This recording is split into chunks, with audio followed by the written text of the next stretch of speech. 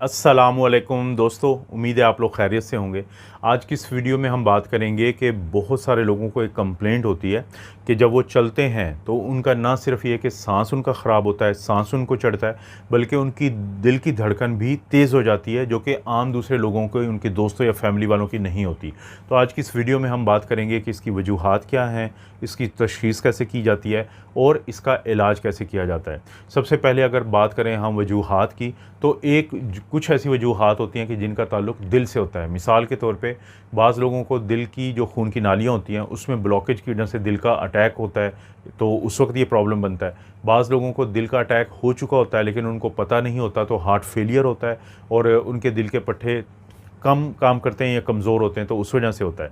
इसी तरह से बाज़ औक़ात लोगों को दिल के धड़कन की बेतरतीबी होती है, जैसे एट्रियल फिब्रिलेशन है, सुप्रावेंट्रिकुलर टैकीकार्डिया या एसवीटी है, या वीटैक होता है वेंट्रिकुलर टैकीकार्डिया, तो इस वजह से होता है।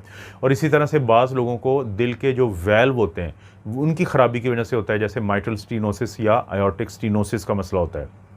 देखें, जो शुगर का मरीज़ होता है अक्सर उसको दर्द नहीं होता। आपने देखा होगा कि उसके पाँव पे जब ज़ख़म लग जाए तो उनको पता ही नहीं होता, जिसकी वजह से उनका प्रॉब्लम ज़्यादा बनता है। तो जिस तरह उनको पाँव पे दर्द नहीं होता, तो बाज़ औक़ात उनको जब सीने में दर्द नहीं होता और दिल का अटैक होता है, तो ऐसे लोगों का फिर हमें कैसे पता चलता है? वो अक्सर कहते हैं कि जब हम वो चलते हैं तो उनकी दिल की धड़कन तेज़ होती है, साँस ख़राब होता है। तो जब उनके दिल का अल्ट्रासाउंड किया जाता है, एको, तो वहाँ पे पता चलता है कि ये दिल का अटैक इनको हो चुका है, ये हार्ट फेलियर के पेशेंट हैं, दिल के पट्टे इनके प्रॉपर काम नहीं कर रहे हैं, तो इस वजह से इनका सांस ख़राब होता है और दिल की ख़राबी होती है। तो ये कुछ वो वजूहात हैं जो दिल से मुतल्लिक़ हैं। इसके बाद बारी आती हैं वो वजूहात जिनका ताल्लुक़ है आपके फेफड़ों से। मसलन दमा, अस्थमा, या एक सांस की दायमी मर्ज़ होती है जिसको हम COPD यानी क्रॉनिक ऑब्स्ट्रक्टिव पल्मोनरी डिजीज़ कहते हैं। ये वजह होती है। बाज़ औक़ात लोगों को पल्मोनरी एम्बोलिज़म होता है, यानी एक लोथड़ा जो है वो फेफड़े की किसी नाली में जाके खून की नाली में रुकता है, तो उससे प्रॉब्लम बनता है। और बाज़ औक़ात पल्मोनरी हाइपरटेंशन एक चीज़ है कि उसकी वजह से होता है। पल्मोनरी हाइपरटेंशन क्या है? पल्मोनरी तो हम कहते हैं फेफड़ों को। हाइपरटेंशन क्या होता है कि हाई ब्लड प्रेशर। ये एक मख़सूस नाली का प्रेशर है कि जब हमारे दिल के 4 चैम्बर होते हैं, 2 ऊपर वाले छोटे होते हैं जिसको एट्रिया कहते हैं, या एक को हम एट्रियम राइट और लेफ़्ट कहते हैं, और नीचे जो होते हैं 2 बड़े, उनको वेंट्रिकल कहते हैं, राइट और लेफ़्ट वेंट्रिकल। पूरे जिस्म से खून पहले जाता है राइट एट्रियम में, वहाँ से वो फेफड़ों के अंदर जाता है सफाई के लिए, क्योंकि ये गंदा खून होता है जो वेन्स के ज़रिए आता है दिल के अंदर। वो दिल की नाली, खून की नाली के जो लेके जाती है खून के ऊपर वाले, यानी जो राइट एट्रियम से फेफड़ों के अंदर खून को, उसको हम कहते हैं पल्मोनरी आर्टरी। बाज़ औक़ात फेफड़ों के किसी मसले की वजह से और बाज़ औक़ात खुद उस नाली के मसले की वजह से, वहाँ पे तंगी की वजह से प्रेशर बढ़ जाता है, जिसको हम पल्मोनरी हाइपरटेंशन कहते हैं। तो फेफड़ों के जो मसाइल हैं उनकी वजह से भी ये मसला जन्म लेता है। और कुछ वजूहात का ताल्लुक़ होता है हमारे खून के साथ, यानी खून का मतलब है कि बाज़ औक़ात लोगों को खून की कमी होती है जिसको अनीमिया कहते हैं, ये वजह होती है। बाज़ औक़ात लोगों को थायराइड ज़्यादा काम कर रहा होता है, यानी हाइपरथायराइडिज़म कहते हैं। तो ये 2 ऐसी वजूहात हैं कि जब किसी को ये प्रॉब्लम होता है तो इनको भी हम देखते हैं कि कहीं ये वजह तो नहीं है।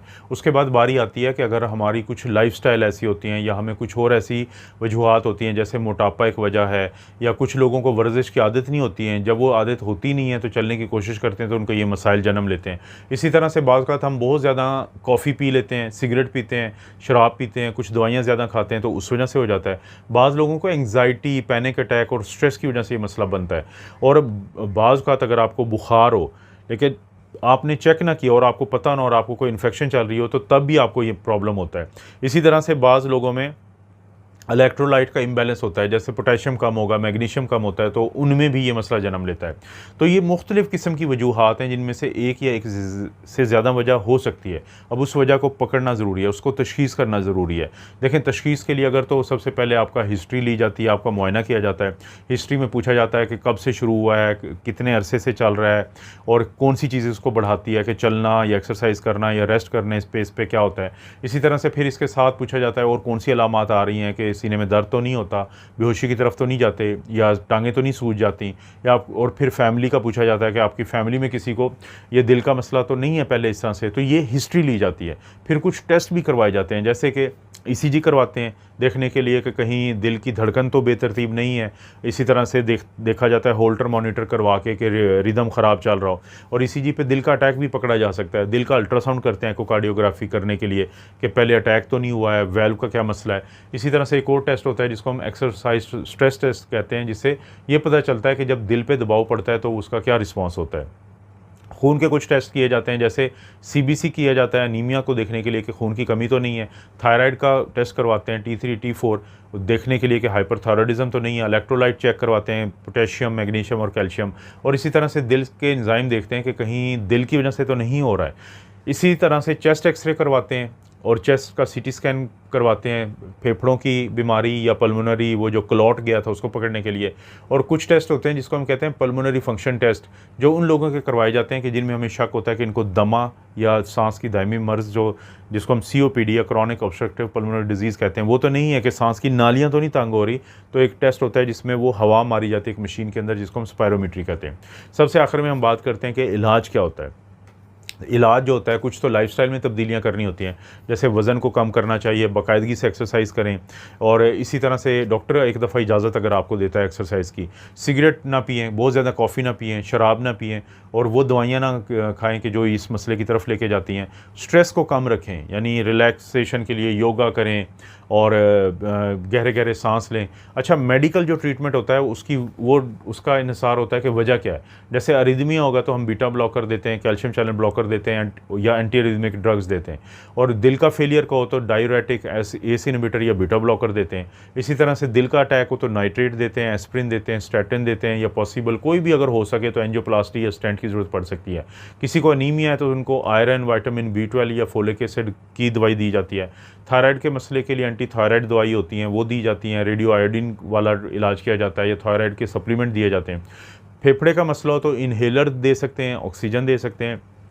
एंटीकोएगुलेंट यानी क्लॉट को कम करने वाले जो हैं या तोड़ने वाले या क्लॉट मज़ीद ना बढ़े वो दवाइयाँ दी जाती हैं।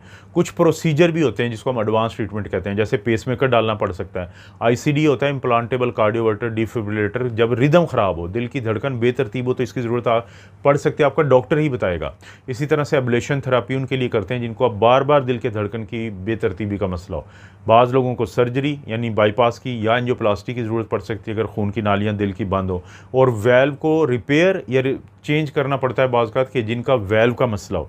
यानी आपकी वजह क्या है उसके हिसाब से आपका इलाज है। आपकी वजह को पकड़ने के लिए आपके टेस्ट करवाए जा सकते हैं, और टेस्ट कौन से करवाने पड़ेंगे वो आपकी हिस्ट्री और फिज़िकल एग्जामिनेशन पे होगा।